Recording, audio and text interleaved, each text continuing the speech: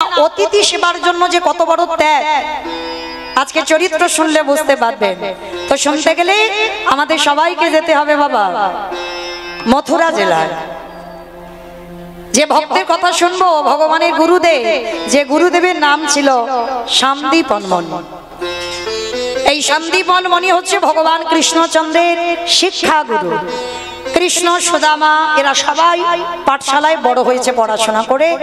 আজকে সেই ভগবানের গুরুদেব তার চরিত্র কেমন ছিল, স্বভাব কেমন ছিল, কি করে অতিথি সেবা দিত, আজকের আমরা বিষয়ের মধ্যে জানবো। তো মায়েরা, তার আগে একটা কথা জানতে হবে, এই লীলাটা যদি মন প্রাণ দিয়ে শোনেন তাহলে বুঝতে পারবেন কীর্তন শুনলে কি হয়, কীর্তন গাইলে কি হয়। আর যারা যারা ভগবানের জন্য একাদশী করে না, শুধু খাই দায় আর টিভি সিরিয়াল দেখে, ওদের যে কি গতি হবে। আজকের আমার লীলাটা যদি একটু মন দিয়ে শোনেন প্রশ্নের উত্তর পেয়ে যাবে। কেমন? তবে একটু মন দিয়ে শুনবে। কেমন? লীলার শেষে আমার দুটো প্রশ্ন থাকবে, উত্তর না নিয়ে আমি যাব না। কালকের গান ক্যান্সেল করবো ভালো, কিন্তু উত্তর আমার চাই। কেন জানো? সারা বছর ছেলে পুলে যখন পড়াশোনা করে বাবা, রেজাল্টটা এলে বোঝা যায় এ বেটা কি করেছে সারা বছর। তাহলে এতক্ষণ যে কীর্তন শুনবো আমি একটু জানবো না যে কি জানলাম আমরা। তাহলে মন দিয়ে শুনবে, আমি লীলার শেষে দুটো প্রশ্ন চাইবো, উত্তর নেব আর চলে যাব। কেমন? ভালো করে শোনো। দেবর্ষি নারদ মনে মনে চিন্তা করলেন, অনেকদিন আমি মরতে যাই না, আজ আমি একটু মরতে যাব। আমার মর্ত কোনটা? উপরেরটা। উপরটা নাকি মর্ত? মা খিচুড়ি স্কুলে যাই, উপরটা তো স্বর্গ, নিচে পাতাল, তাহলে মর্ত। বাহ, যেটাই বসে আছেন এটা হচ্ছে মর্তধাম। তো দেবর্ষি নারদের ইচ্ছা জেগেছে, বাবা আমি একটু মরতে যাব। তা যেই না মরতে যাব, তো নারদের তো বিনাটা বুকে করে নিয়েছে, নারদ আর বিনাতে গান গাইছে না।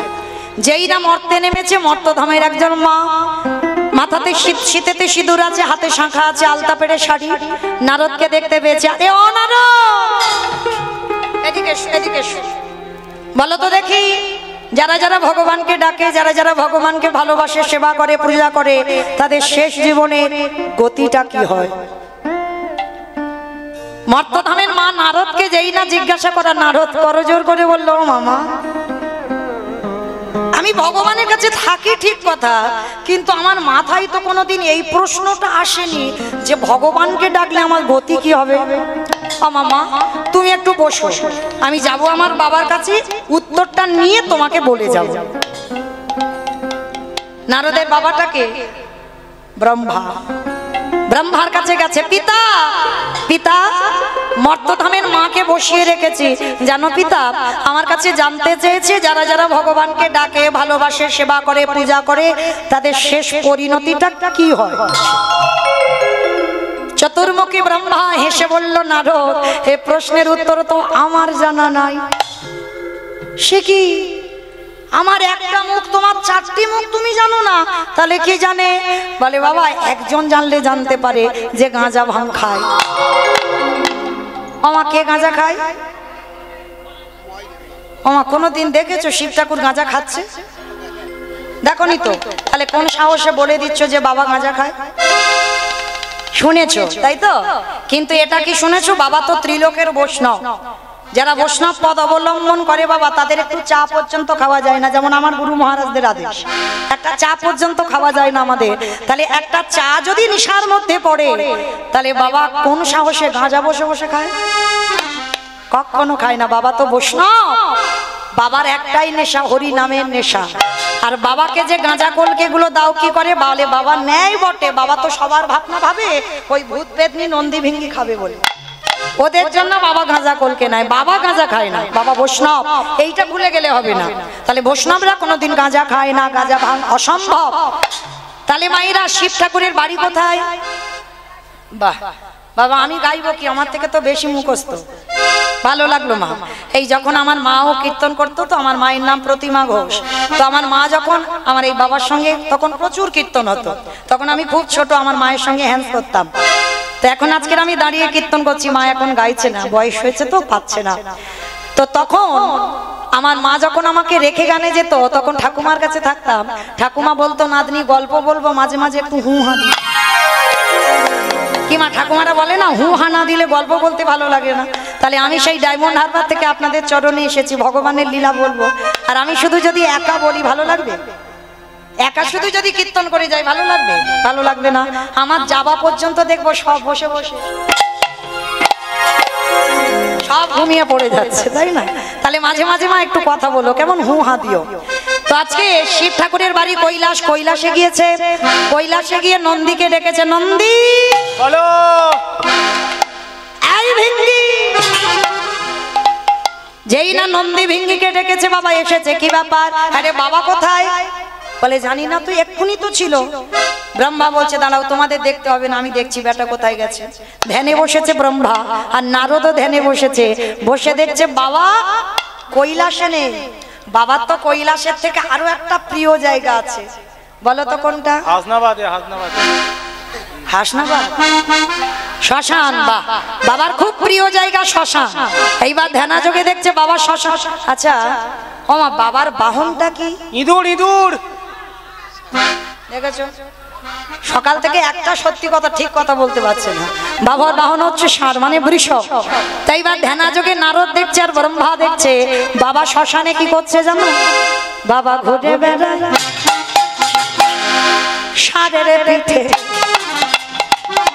বাবা চড়ে বেড়ায় ষাঁড়ের পিঠে। বাবা বুড়ো শিবি গো, বাবা বুড়ো আমার বাবা বুড়ো শিবি গো, বাবা বুড়ো। বাবা ঘুরে বেড়ায় ষাঁড়ের পিঠে, ঘুরে বেড়ায় ষাঁড়ের পিঠে। বাবা বুড়ো শিবি গো, শিবি গো। ওই মন্দিরের বাবা বুড়ো শিব, শিবে গো মন্দিরের বাবা বুড়ো শিব, শিবে গো মন্দিরের বাবা বুড়ো শিব। আবার শ্মশানে মশানে থাকে ছাই ভস্য গাহি মাখে। শ্মশানে মশানে থাকি তাই ভস্য গাই মাখি। শ্মশানে মশানে থাকে ছাই ভস্য গাহি মাখে। শ্মশানে মশানে থাকি তাই ভস্য গাই মুখে মাখি। হরি বলে বলে গো, হরি বলে মুখে বলে। হরি বলে বলে গো, হরি বলে বাবা বলে। চড়ে বেড়ায় ষাঁড়ের পিঠে, বাবা ঘুরে বেড়ায় বাবা বুড়ো শিবি গো, শিবি গো। ওই মন্দিরের বাবা বুড়ো শিব, শিবে গো মন্দিরের বাবা বুড়ো শিব, শিবে গো মন্দিরের বাবা বুড়ো শিব, শিবে গো মন্দিরের বাবা বুড়ো শিব। নারায়ণ নারায়ণ নারায়ণ। হে ভোলেনাথ, বড় দায়ে পড়ে ছুটে এসেছি। যারা যারা ভগবানকে ভালোবাসে, সেবা করে, পূজা করে, তাদের শেষ জীবনের গতিটা কি হয়? ভোলানাথ এসে বলল, নারদ এ প্রশ্নের উত্তর তো আমার জানা নাই। সে কি? আমি জানি না, আমার বাবা জানে না, তুমি শিব জানো না, তাহলে জানে কে? বলে একজন জানলে জানতে পারে, যে নামের নামী। আমার নামের নামী কে? ভগবান। বলে ওই বাটা বললে বলতে পারে, চলো তার কাছে যাই। তিনজনে ব্রহ্মা, নারদ আর বাবা ভোলানাথ তিনজনে বৈষ্ণব সেজে একেবারে বৈকুণ্ঠপতি নারায়ণের কাছে গেছে। প্রভু প্রভু এদিকে সাগরের ঠান্ডা বাতাস খাচ্ছ, বড় আরামে আছো, আর এদিকে ভক্ত ছুটোছুটি করছে, একটা উত্তর পাচ্ছে না। এ কি নারদ, এত খেপে গেছো কেন? রেগে গেছো কেন? কি হয়েছে তোমার? প্রভু খুব দায়ে পড়েছি। মর্তধামের এক মা জানতে চেয়েছি, যারা যারা ভগবানকে ডাকে, ভালোবাসে, সেবা করে, পূজা করে, তার শেষ জীবনের গতি কি হয়? ভগবান হেসে বলে উঠল, নারদ এ প্রশ্নের উত্তর তো আমার জানা নাই। কি? আমি জানি না, আমার বাবা জানে না, শিব জানে না, তুমি জানো না, তাহলে জানে কে? বলে একজন জানলে জানতে পারে, তারাই তোমার প্রশ্নের উত্তর দেবে। প্রভুকে যারা আমার নামে ভালোবাসে, যারা আমার নামে ভালোবাসে, যারা আমার নামে ভালোবেসে,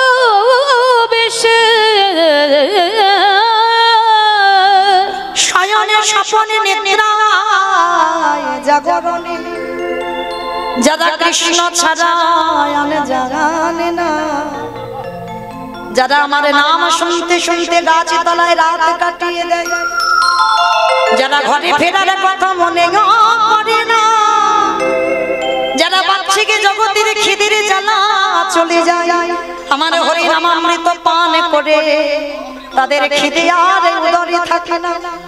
চলে যাও, ওই রকম ভক্তের কাছে গেলেই তুমি উত্তরটা পেয়ে যাবে। নারদ হেসে বলছে, প্রভু তোমার মাথাটা গেছে, একেবারে গেছে। তুমি যে ভক্তের নমুনা দিচ্ছ না, ও কোটি কোটি পাওয়া যায়। কি মা আপনারা ভক্ত নন? আমরা কীর্তনিয়ারা আমরা ভক্ত নই? আমার সম্প্রদায় এরা ভক্ত নয়? সবাই তো ভক্ত। তাহলে সবাই যদি ভক্ত হই, এখানে একজন ভক্ত বলতে পারবেন যারা দাঁড়িয়ে আছেন বসে আছেন, আমি কীর্তনিয়া সম্প্রদায়। ভগবানকে ভালোবাসবার পর আমার শেষ পরিণতিটা কি হবে কেউ বলতে পারবো না। তা ভগবান বলছে, নারদ মর্তধামে সেই ভক্ত বলতে পারবে যে আমি ছাড়া কিছু জানে না। বলে ঠাকুর ওই রকম অনেক পাওয়া যায়, তা তুমি নির্দিষ্ট করে বলো কোথায় গেলে উত্তরটা পাবো। ভগবান বলছে, বেশ চলো, আমারও অনেকদিন যাওয়া হয়নি ভক্তের বাড়ি। ঠাকুর তাহলে আমরা যাচ্ছি কোথায়? বলে শোনো, আজকের আমরা 4 জনে যাব মর্তধাম। নারদ লাভ দিয়ে উঠেছে, ঠাকুর মর্ত? ওরা তো শুধু খেতে যায় আর ঘুমাতে যায় আর সিরিয়াল দেখে, ওইখানে আমার ভক্ত আছে? বলে নারদ, খাক ঘুমাক টিভি সিরিয়াল দেখুক, যাই করুক না কেন, ওদের মধ্যে এমন এমন ভক্ত আছে যে ভক্তের চরিত্র শুনলে তোমার হৃদয়টা দুলে উঠবে। চল আজকের আমি নিয়ে যাব। কোথায় যাব ঠাকুর? ভক্তের বাড়ি যেখানে সেখানে যাব। চলো, জায়গাটা কোথায়? মথুরা জেলার অন্তর্গত অবন্তী নগর গ্রাম, সেথায় সন্দীপনীর বাড়ি করিব বিস্নান। মথুরা জেলার অন্তর্গতে অবন্তী নগর গ্রাম,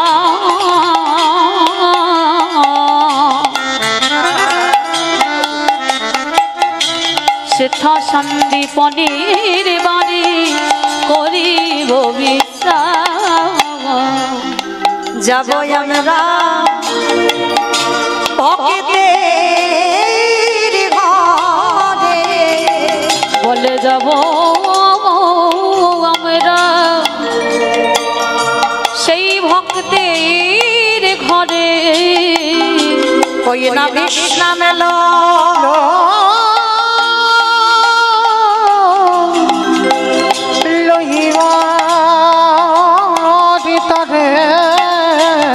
বলে যাব আমরা সেই ভক্তের ঘরে। মাইরা মথুরা জেলার অন্তর্গতে অবন্তীনগর গ্রাম, আর অবন্তীনগর গ্রামে ভগবানের গুরুদেব থাকতেন যার নাম সন্দীপনী মুনি।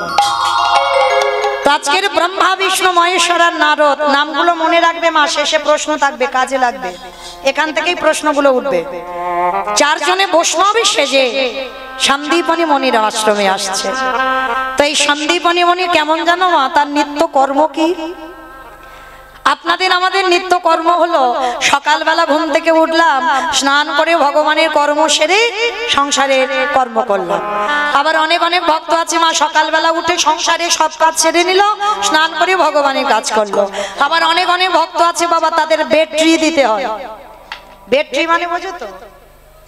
মানে ঘুম চোখটা খুলবে, চা খাবে, তারপরে অন্য কাজ।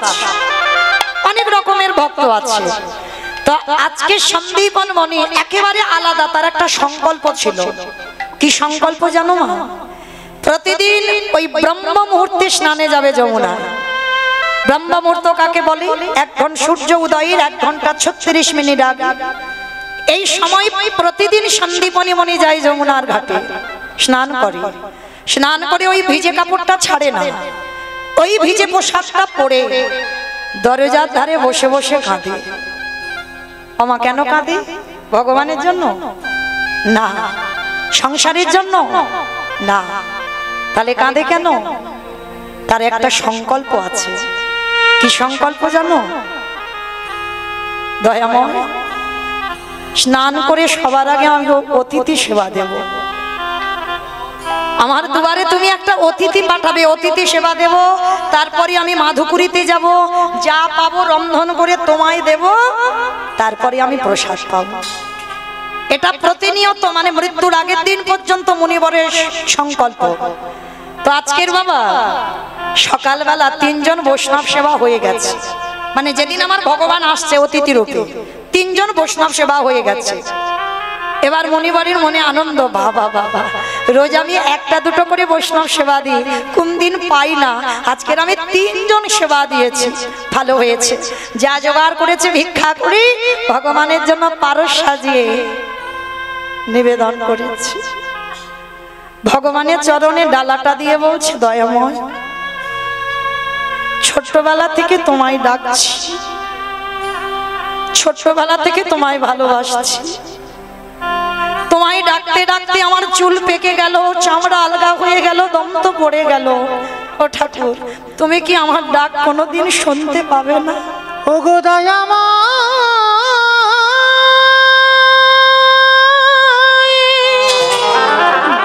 বলো না, একেবারে দেখা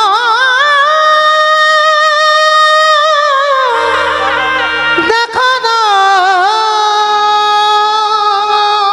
এত কাঁদি এত ডাকি তুমি কেন শুনতে পাও না? ও গো তুমি না কি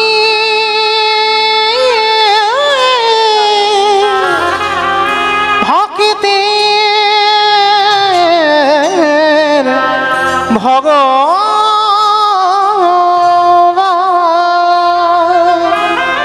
বসে বসে ঠাকুরের কাছে জানাচ্ছে, দয়াময় আমার ডাক তুমি কবে শুনতে পাবে?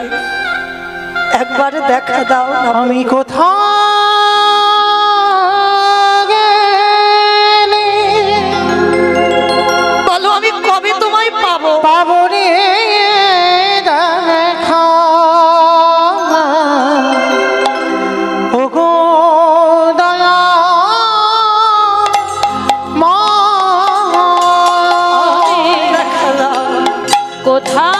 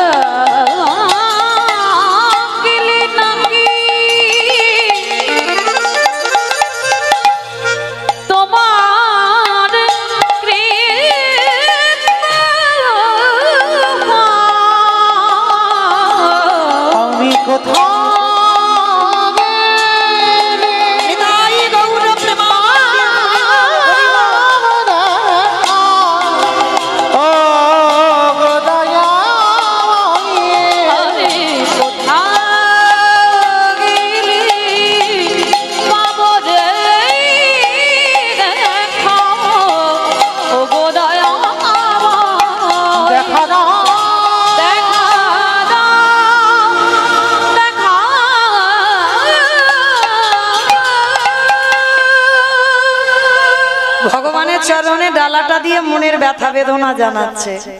ওই সময় ভগবান অতিথি রূপে দরজায় এসে গেছে। মনিবার বাড়িতে আছো? আমি 3 দিন খেতে পাইনি গো, একটু বেরিয়ে এসো না গো। ভগবান সাক্ষাতে দেখা দেয় না মা, ভগবান সবসময় অতিথি রূপেই আসে। ডালাটা এখনো নিবেদন করেনি, ডালাটা রেখেছে, আর ওই যে আওয়াজ মায়েরা মানুষের ডাক আর ভগবানের ডাকে তফাৎ হবে না? যেই না ভগবান ডেকেছে হৃদয়টা জড়িয়ে গেল। কেমন হৃদয় জোড়ানো ডাক দিল আমায়। পারস্তা রেখে ভগবান সেবা বাদ দিয়ে ছুটে গেল দরজায়, আর দরজায় গিয়ে দেখছে 4 জন বৈষ্ণব দাঁড়িয়ে আছে। আমা বলো তো, আগে অতিথি সেবা না আগে ভগবান সেবা? জানিস মানি কত? দুপুর বেলা খেতে বসেছো, বাড়ির সবার খাওয়া হয়ে গেছে, মা তোমার খাবারটা রয়েছে অন্ন ব্যঞ্জন। সেই সময় যদি কোনো অতিথি এসে বলে মা দুটো খেতে দিবি, আমাদের মতো মেয়েরা বলে আমার এখন হাত জোড়া, তুমি অন্য বাড়ি দেখো, এখন খাবার টাবার নেই। কিন্তু মনে রেখো মা, অতিথি কাকে বলে? যার কোনো তিথির জ্ঞান নেই।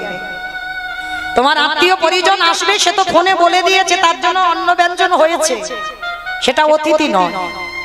অতিথি যে হওয়া অন্নে আসবে, যার কোনো তিথির জ্ঞান নেই, সময় নেই, তিথি নেই, নক্ষত্র নেই, কোনো দিন বিচার নেই। হঠাৎ যদি কেউ এসে যায় ভর দুপুর বেলা, হওয়ার রান্না। মনে রেখো মা, বহু বহু জন্মের সাধ্য সাধনা আছে বলে তবে দুপুর বেলা তুমি ঘরে পেয়েছো বৈষ্ণব। যদি একটা দিন নিজের খেতে নাও হয়, অতিথি যেন দুয়ার থেকে চলে না যায়। কারণ একটা অতিথি, একটা ভিখারি, একটা বৈষ্ণব, একটা ব্রাহ্মণ যদি দুয়ার থেকে চলে যায়, শত শত জন্মের ভজন তোমার নষ্ট হয়ে যায়। ওই জন্য ভগবান বলছে আগে আমার ভক্ত পরে আমি। আগে আমার ভক্তরে ভালোবাসো, তারপরে তো তুমি আমায় ভালোবাসতে পারবে। তো সন্দীপনী মনি ছুটে দরজায় এসেছে, এসে দেখে না মা 4 জন বৈষ্ণব দাঁড়িয়ে আছে। বাবা, আজ আমার দিনটা কত ভালো জানো। সকালবেলা আমি 3 জন বৈষ্ণব সেবা দিয়েছি, আবার দুপুরে বেলা 4 জন। হায় রে, যে নিজের পেটের ভাত জোগাড় করতে পারে না বাবা, সে আজকের ভক্ত সেবা দেওয়ার জন্য কাঁদে। কেন জানো? যার আছে বাবা সে দেয় না, যার কিছু থাকে না সে দেওয়ার জন্য কাঁদে। দয়াময়, তুমি তো আমায় কিছু দাওনি, আমি তোমায় দেব কি? আর মনে রাখতে হবে মা, ভগবান কোনোদিন গিয়ে বড় লোকদের ঘরে আগে দাঁড়ায় না, দাঁড়াই যে দিনহীন পথের ভিখারি কাঙাল। ভগবান তো গরিবদের হয়, গো কাঙালদের হয়। দেখো তার প্রমাণ মহাভারতে বিদুরের দিকে তাকিয়ে দেখে। মনে যদি করতো রাজ ঐশ্বর্যে থাকতে পারতো, থাকলো না কেন? কৃষ্ণ ভক্ত কোনোদিন রাজপ্রাসাদে সুখ পায় না। দেখেন সুদামার দিকে তাকিয়ে, পরিবারের পরনে একটা কাপড় কিনে দেবে সেটা পাচ্ছে না, ছেলেদের মুখে দুটো খাবার তুলে দেবে সেটা পাচ্ছে না। এরাই কৃষ্ণ ভক্ত। মনে রাখতে হবে, যারা লক্ষ্মী, কালী, দুর্গা, সরস্বতী, মনসা, শীতলা ভক্ত তাদের পার আছে, কিন্তু যারা কৃষ্ণ ভক্ত হবে মা, যে করে আমার আশ তারে করি না, সর্বনাশ নয়। ভগবান জীবনে সর্বনাশ করে না, কারণ ভক্ত তো তার প্রাণ, ভক্ত তার জীবন। ভক্ত ছাড়া ভগবান একটা সেকেন্ড চলতে পারে না। যে করে আমার আজ তারে করি সর্বনাশ। ভগবান ভক্তি সর্বনাশ করে দেয়।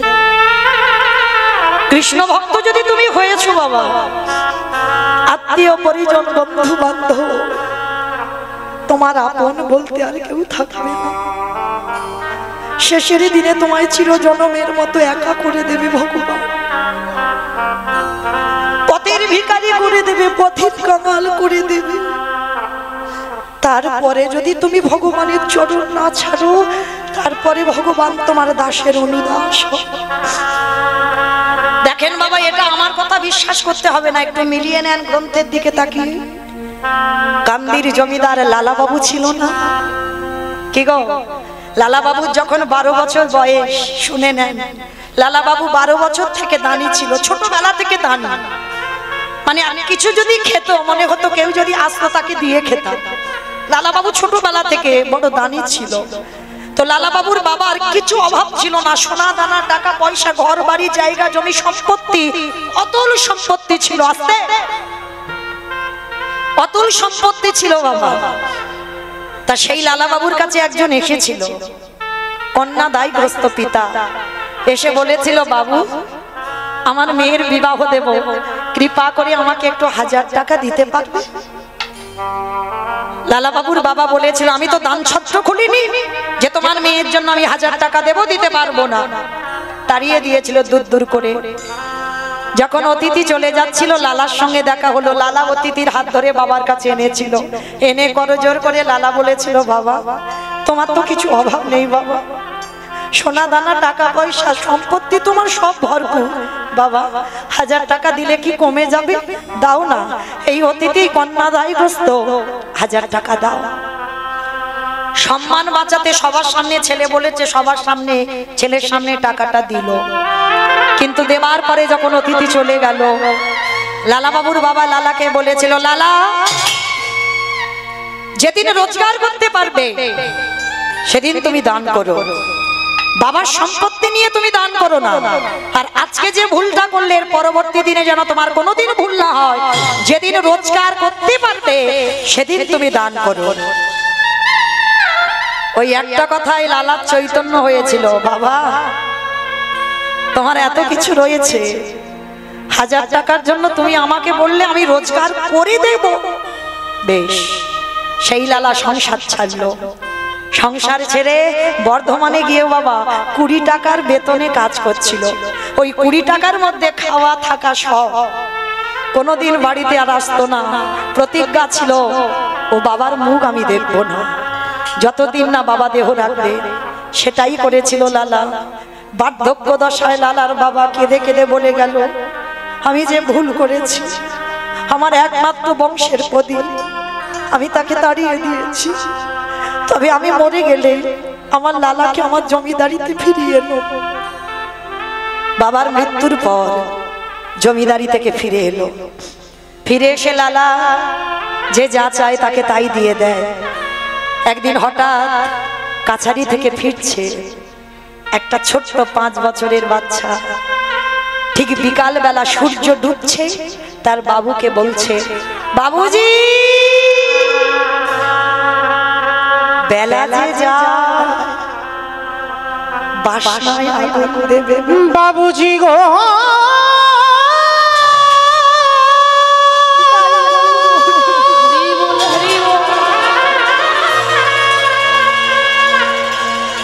বেলা যে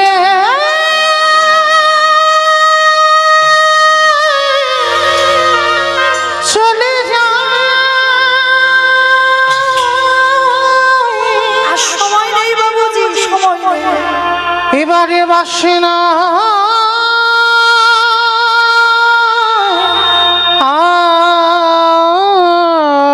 আগুন,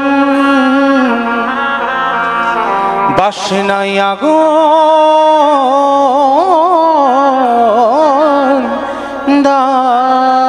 বাসনা মানে কি? কলার বাসনা, ধোপার নেই। ওই কলার বাসনা পুড়িয়ে ছাই করে জামা কাপড় কাচতো। তাই তার বাবাকে বলছে বাবুজি বেলা যে ডুবে যায় বাসনায় আগুন দেবে না। লালার বিবেক যেন দংশন করলো।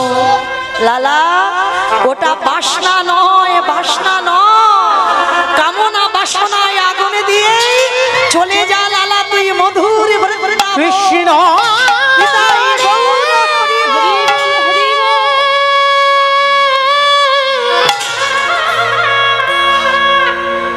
একেবারে দেখা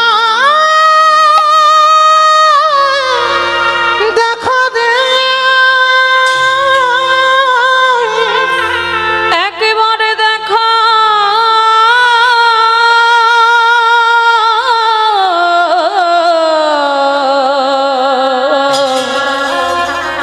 দেখা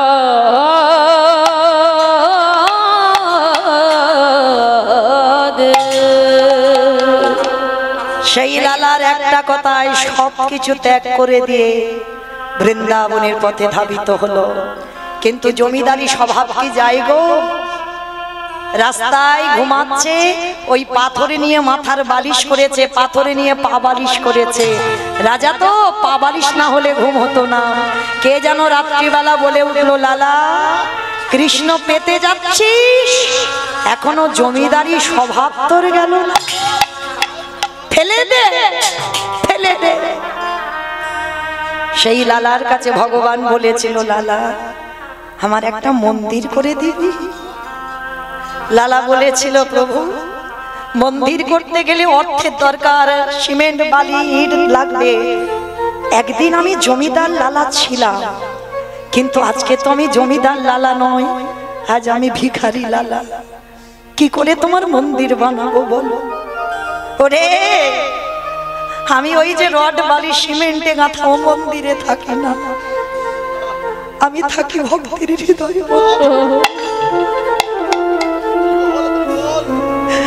যে জন নয়ন ঝরে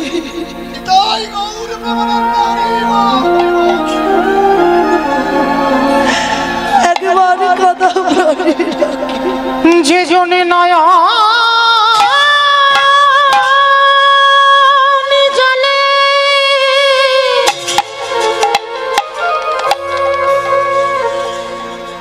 কৃষ্ণ তোমার হলামে বলে,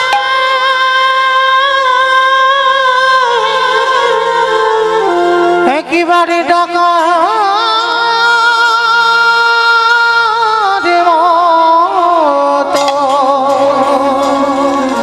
ডাকারে মতো ডাকিতে পারে আমি ভগবান হয়ে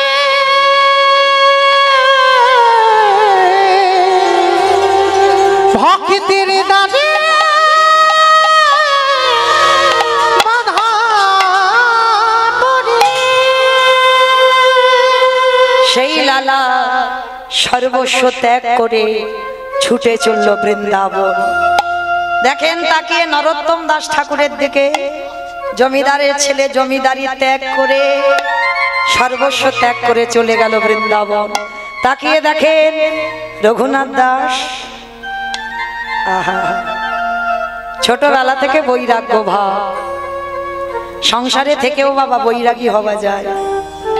যেদিন তোমার জিহ্বার লালসা চলে যাবে, যে ভালো মন্দ খাবো আর ওটা থাকবে না মা, কোন রকমে একটু আলু সিদ্ধ অন্ন হলেই হবে পেটটা ভরার মতো, যেদিন লালসা চলে যাবে, যেদিন তোমার এই চোখ শুধু সাধুগুরু বৈষ্ণব ভগবানের চরণ খুঁজে বেড়াবে, যেদিন তোমার কান কোনো আজে বাজে কথা নয় কৃষ্ণ নাম ভাগবত নাম ছাড়া কিছু শুনতে চাইবে না, যেদিন তোমার দেহকে কেউ পরশ করবে তুমি অনুভূতি পাবে না যে কেউ আমায় পরশ করলো। এই যে দেখো একটা ছোট্ট বাচ্চা, আমার সন্তান সম, কতটুকু ছেলে গো, এই বয়সে সবকিছু ত্যাগ করেছি, আমরা পতিত হয়ে পড়ে রইলাম। রঘুনাথ দাসও ছোটবেলা থেকে এত বিরক্ত করতো, যেখানে সাধু সঙ্গ ভক্ত সঙ্গ হতো রঘুনাথ বাড়ি থেকে বেরিয়ে যেত। বড় লোকের ছেলে তো হিরণ্য দাস আর গোবর্ধন দাসের ছেলে, জ্যাঠা কাকা এত ভালোবাসতো, অতুল সম্পত্তি, প্রতিদিনের আয় ছিল 12 লক্ষ স্বর্ণ মুদ্রা, বাড়ি ছিল হুগলি জেলায় আদিসপ্তগ্রাম। আজকে সেই ছেলেটা ছোটবেলা থেকে এমন বৈরাগ্য ভাব, কিছু ভালো লাগতো না, কোনো খেলাধুলা ছিল না, যেখানে সাধুগুরু বৈষ্ণব দেখতো তাদের পিছনে চলে যেত, ধরে রাখতে পারতো না।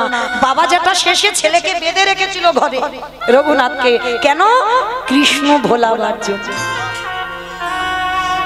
ভোলা যায় বাবা যে একবার কৃষ্ণ নামে ডুব দিয়েছি, কৃষ্ণ নামে কেঁদে যত শান্তি পাবে কোনো কান্নাই তুমি এত শান্তি পাবে না।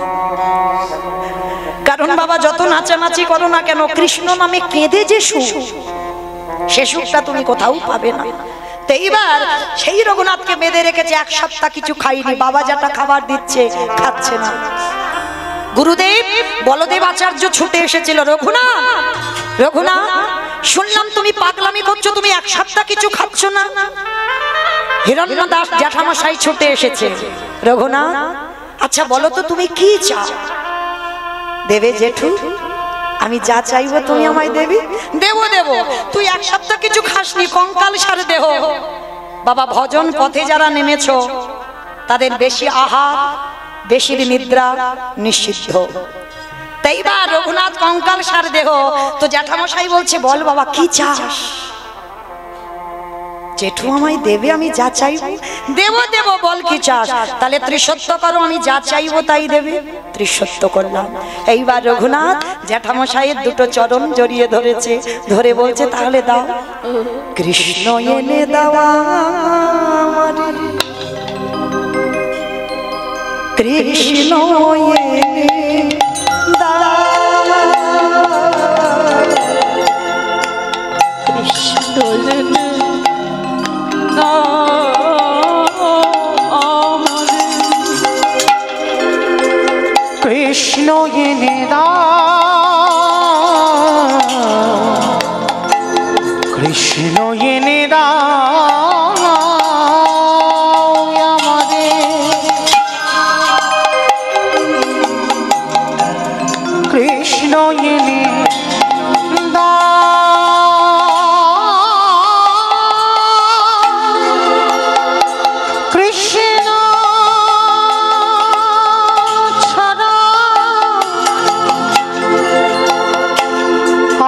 প্রাণে বাঁচে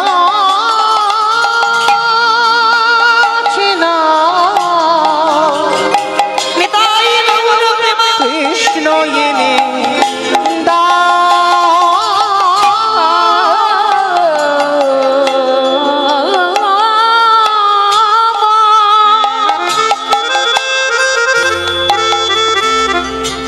কৃষ্ণ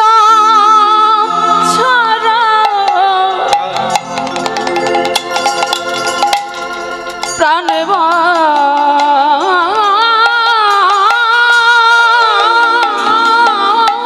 না। রঘুনাথ, রঘুনাথ, কৃষ্ণ এনে দাও, কেউ বোঝে না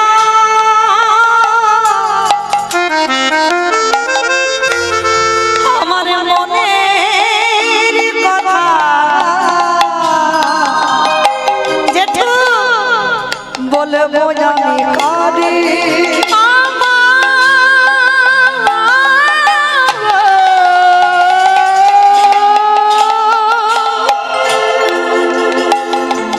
এরা কেউ বোঝে না আমার কি চাওয়া, আমার কি পাওয়া। আমার মনে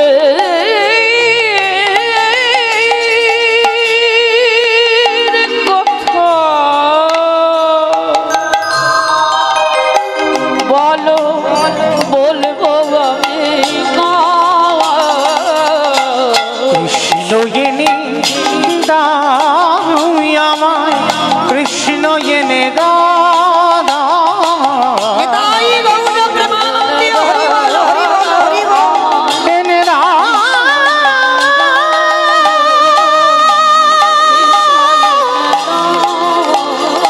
আমায়, কৃষ্ণ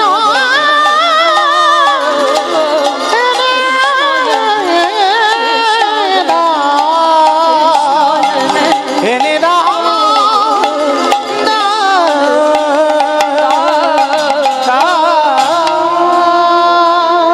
দেখেন এরা জমিদারই ছিল, জমিদারের ছেলে ছিল, সর্বস্ব ত্যাগ করে বাবা পথের ভিখারি হলো।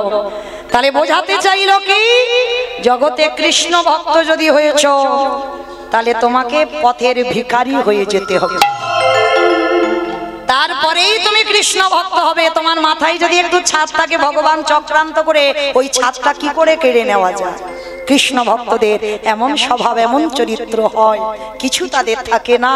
আজকে ভগবান যেখানে এসেছে মা, আবার চলেন যেখানে ছিলাম, মনে পড়ছে কোথায় ছিলাম বলো তো দেখি, লীলায় কোথায় ছিলাম? কে শুনছো? বাহ, সেই যে চারজন বৈষ্ণব সেজে এসেছিল সন্দীপনী মনির দরজায়, আর মুনিবর এসে দেখছে চারজন দাঁড়িয়ে আছে, ভগবান বলে চিনতে পারলো না। বলল বেশ আসুন, চরণ ধৌত করে চারজনকে বসবার জায়গা দিয়েছে। ছুটে গেল ঘরে, আর ঘরে গিয়ে মা চালের হাঁড়িটা খুলে দেখছে একটাও চাল ডাল নেই। গেল কোথায়? ওই যে সব নাশ যে করে আমার আশ, তারে করি সব নাশ, সব খেয়ে নিয়েছে, কিচ্ছু নেই। আর এই মুনিবরের একটা 5 বছরের ছেলে আছে, ডাক দিয়েছে, এই বটু বটু। ভগবান কৃষ্ণচন্দ্রের বন্ধুর মধ্যে একজন বন্ধু, যার নাম মধুমঙ্গল। বাবা আদর করে তাকে বটু বলে ডাকে। ও বটু, আয় বাবা। হ্যাঁ রে, দেখেছিস হাঁড়িতে চাল ডাল দেখেছিস? কই না তো বাবা, আমি দেখবো কি করে? আচ্ছা বাবা, তুমি বৈষ্ণব সেবার জন্য কাঁদছো, কেঁদো না, তুমি একটু হরি কথায় দিনটা কাটাও, আমি ততক্ষণে ওই কয়েকটা বাড়ি থেকে ভিক্ষা করে এনে দিচ্ছি। পারবি বাবা তুই? কেন পারবো না, দাও। কি করেছে? ঝোলাটা বাবার কাছ থেকে নিয়েছে, সাষ্টাঙ্গে দণ্ডবত প্রণাম।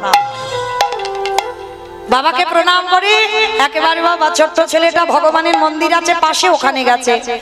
প্রভু, আমার জন্য নয় গো, আমার বাবা মার জন্য নয়, আমি যাচ্ছি বৈষ্ণব সেবার জন্য ভিক্ষায়, দেখো আমি যেন 2টি চাল ডাল পাই। ভগবান মনে মনে ভাবছে, হায় হায় হায় হায়, এলাম ওর বাবাকে পরীক্ষা করতে, এখন ছেলে বাঁধা হয়ে দাঁড়াচ্ছে, কি করব? তাহলে ছেলেকে একটু ঘষে মেজে নিতে হবে। ভগবান পরীক্ষা শুরু করলো। কিরকম? নিজের দেহে থেকে বাবা বটুর মূর্তি বের করেছে, তার তো অভাব নেই চাতুরালি, আর বটু সেজে গোটা গ্রাম ভিক্ষা করে নিয়ে চলে এসেছে। মথুরা, গোটা মথুরা, মানে কোনো ঘর ফাঁকা দেয়নি ভগবান, সবার বাড়ি থেকে ভিক্ষা করে নিয়ে চলে এসেছে। আচ্ছা বলো তো মা, একটা ছেলে যদি 5 মিনিট আগে আপনাদের এই গোটা গ্রাম ভিক্ষা করে নিয়ে আসে, আবার যদি সেই ছেলেটা 5 মিনিট পরে যায়, দেবেন ভিক্ষা? মেরে তারা করবে না? ভগবানের লীলাটা দেখো কেমন। ভগবান ওর রূপ ধরে ভিক্ষা করে নিয়ে এসেছে, এইবার আসল বটু যাচ্ছে, ভগবানকে জানিয়ে যাচ্ছে, আমি যাচ্ছি বৈষ্ণব সেবার জন্য চাল ডাল আনতে। কৃষ্ণ ছাড়া কে আছে আমার, বিশ্ব ছাড়া মাঝে, বিশ্ব ছাড়া মাঝে, কৃষ্ণ ছাড়া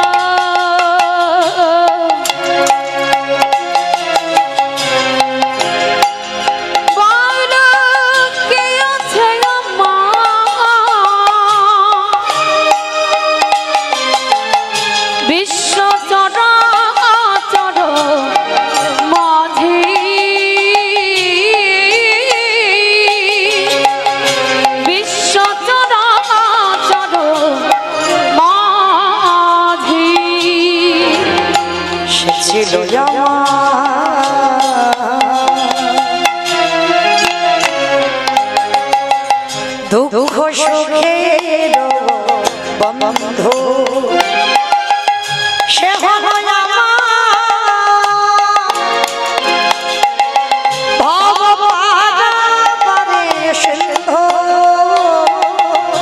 ছিল আমার দুঃখ সুখের বন্ধু, সে হলো ভাব পাটাবনে সিন্ধু, তার নাম ভুলিতে কি পারি, ভুলিতে কি পারি, তার নাম ভুলিতে কি পারি, ভুলিতে কি পারি, তার নাম ভুলিতে কি পারি। বিশ্ব চরাচর মাঝে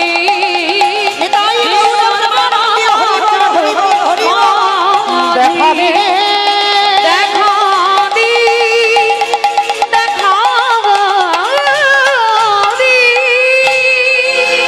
মথুরাবাসীরা সবাই বলে বলেন, সকালবেলা তোর বাবা ভিক্ষা করে নিয়ে গেল, তুই 5 মিনিট আগে ভিক্ষা করে নিয়ে গেলি, আবার তোর বাবা তোকে পাঠিয়েছে। দেখা দেখাচ্ছি মজা তোকে নাড়া। সবাই মিলে বেতের বাড়ি দিয়ে বটুকে বেত্রাঘাত দূর হয়ে যা, বেরিয়ে যা। তো কৃষ্ণ কৃষ্ণ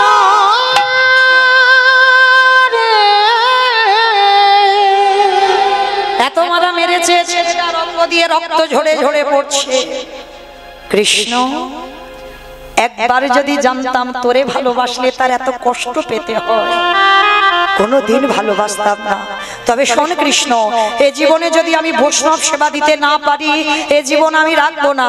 এই জীবনে আমি যমুনার জলে ত্যাগ করে দেব। ভগবান ওদেরই বাড়িতে ধ্যানা যোগে সব দেখতে পাচ্ছে ত্রিনয়নে। আহারে, ছেলেটা যদি জলে ডুবে যায় আমাকে তো ভগবান বলবে না। না না না, ছেলেটাকে বাঁচাতে হবে। কিন্তু কি করে বাঁচাবো, কি করে বাঁচাই, কি হ্যাঁ হয়েছে। ভগবান একটা পাখি রূপ ধরেছে, কানের কাছে উড়ে উড়ে যাচ্ছে আর বলে যাচ্ছে, এই মথুরাই কেউ দিল না তো কি হয়েছে, চলে যা বৃন্দাবন। আর বৃন্দাবন গেলেই চাল ডাল পেয়ে যাবে। ছোট্ট ছেলের মনে বড় আনন্দ। যমুনা নদী পার হয়ে বৃন্দাবনে গেল। আর বৃন্দাবনে গিয়ে চাল ডাল সবজি মা পূর্ণমাসী পুটলি করে দিয়েছে। যা বাবা, তুই বৈষ্ণব সেবার জন্য এসেছিস তো যা, আমি যা দিয়েছি 4 জন সেবা দিয়ে অনেক বেশি হবে, যা চলে যা। ছোট্ট ছেলেটার বটুর মনে আনন্দ, কৃষ্ণ আমি অতিথি সেবার জন্য চাল ডাল পেয়েছি। নাচতে নাচতে নাচতে নাচতে আবার তো যমুনা পার হতে হবে। ভগবান মনে মনে করছে অত সোজা নয়। প্রথম পরীক্ষাটা গ্রামের লোকেদের কাছে মার খাইয়েছি, এইবার দ্বিতীয়বারে তৈরি হ। ভগবান কুর্ম হয়ে জলের তলায় বসে আছে। বাবা কুর্ম মানে মা কি? কুমড়ো কুমড়ো কুমড়ো, কুমির নয়, অনেকে কুমির বলছে, কচ্ছপ। ভগবানের তো 10টা অবতার, সত্য যুগে 5টা, মৎস্য কুর্ম বারাহ নৃসিংহ বামন। ত্রেতা যুগে 2টোই রাম, ভৃগু বংশে যমদগ্নি রৌরসী। মা রেণুকার গর্ভে জন্ম নিল ভিগুরাম বা পরশুরাম। আর একটা ক্ষত্রিয় কুলে রাজা দশরথের ঔরসে মা কৌশল্যার ঘরে জন্ম নিল দাশরথী রাম বা সীতাপতি রাম। একটা বলরাম অবতার, আর একটা কলিতে একটা হয়ে গেছে বুদ্ধ অবতার। মানে 9টা কমপ্লিট হয়েছে, একটা বাকি আছে কলকি অবতার। তাহলে সেই 10টা অবতারের মধ্যে বাবা একটা অবতার ছিল কচ্ছপ। আর কচ্ছপ হয়ে চুপটি করে জলের তলায় বসে আছে। আর ছেলেটা তো জানে না, নাচতে নাচতে নাচতে নাচতে আমারে ভগবান আজ ভক্তির লাগি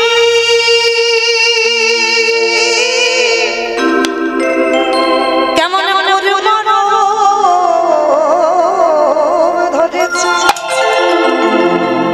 দেখো দেখো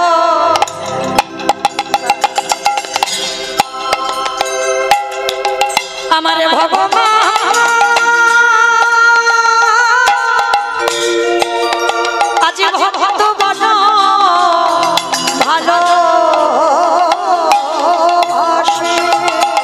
সে যে ভক্ত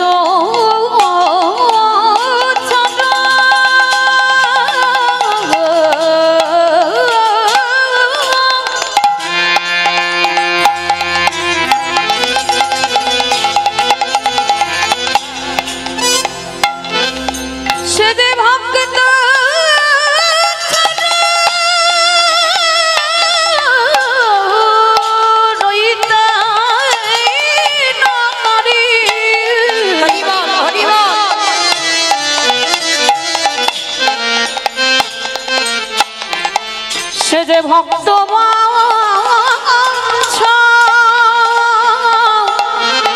কলে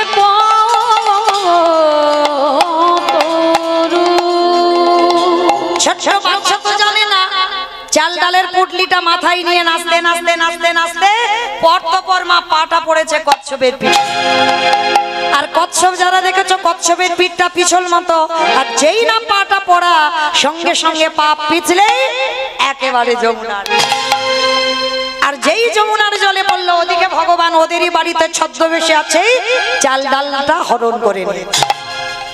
ছোট্ট ছেলে চিৎকার করে বলে উঠলো, মা তোর এত খিদে, তোর এত লোভ, তোর এত লালসা, তবে শোন মা, আজকের আমার অতিথি সেবার চাল ডাল যখন তুই দিলি না, তুই খেয়ে নিলি, এবার আমার জীবনটাকে তোর খেতে হবে।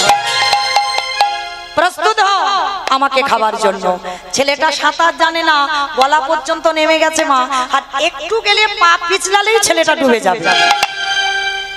ভগবান ওদেরই বাড়িতে মাথায় হাত দিয়ে পড়েছে, হায় হায় হায়, ছেলেটা যদি ডুবে যায় কাল সকালে আমার কেউ ভগবান বলবে না। না না না, ছেলেটাকে বাঁচাতে হবে। কিন্তু কি করে বাঁচাবো? কি করে হয়েছে? ওরই বাবাকে ডেকেছে, মুনিবা তুমি কেমন বাবা? ছেলেটা সেই যে দুপুর বেলা গেল, বিকাল গড়িয়ে যাচ্ছে, ছেলেটা আসছে না, তুমি একটু খোঁজ খবর নেবে না?